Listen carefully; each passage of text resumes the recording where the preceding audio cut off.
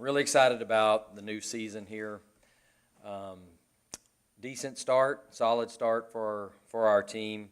5 new players in the mix, from last year's squad. Losing Aubrey as a setter, 4-year starter, it's like replacing point guard or a quarterback that you've had for a long period of time, so really pleased that we had 2 people, Jordan Fate, Lauren Bars, both step in. We're running a different offense. That's a 2-setter system this year, and they both did a nice job. And I thought our defense played really well. We're leading the league in digs right now.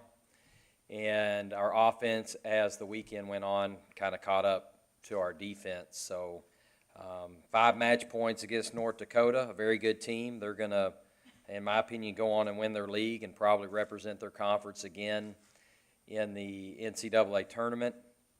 And we just didn't finish the deal, which is, it's disappointing, but also considering all the changes that we made, if you were to tell me that we'd go 3-1, get a lot of play in this weekend, we might have taken that, Caroline Adams, going into the match yesterday, was leading the league in digs. I think she fell back to 3rd or 4th. Florida A&M was smart. They didn't hit the ball at her very much.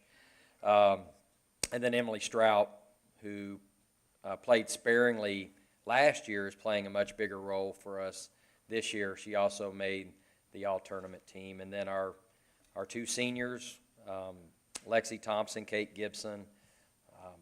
Kate passed or entered the 1,000 club, 1,000 kills, 1,000 digs. And then Lexi's should do that this weekend.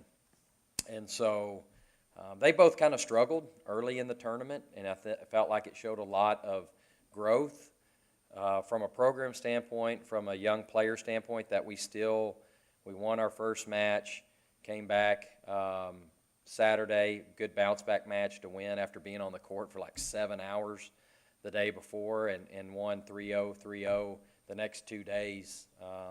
So we should be fresh coming out for practice tomorrow. Going to be a tough tournament this weekend as we head to play Virginia Tech, who's 3-0, SMU, who was a NCAA tournament team last year, Arkansas State, who's a very good program.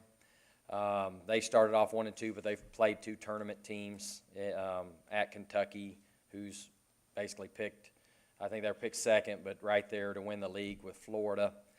And we expect it to be a tough weekend, another weekend that's going to kind of show where we're at. So, but a lot of youth playing, and excited about the direction that we're going. Any questions? Why the 2-setter system now? Can you explain that to us a little bit? So the setter always stays on the back row. It allows us to keep an extra attacker in. Going into the season, and I didn't mention the 2 middles that we had, Nio Warnell and Bailey Scott. Bailey Scott, going into the tournament, was our 4th middle from preseason.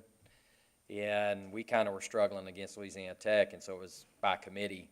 And by the time we got to her and put her in, she just played really well, and then ended up leading the team in hitting percentage on the weekend. So I'll throw that in there. But we weren't real confident going into a 2-hitter phase. That means the setter's on the front row, and you're dependent on two front row hitters versus having that right side, so you have 3 the whole time. Caitlin Warrington, our transfer from UNLV, did a really nice job on the right side for most of the weekend. It just allows us to keep the floor spread a little bit more on the block. It takes a little bit of pressure off of our young middles. That's why we did that.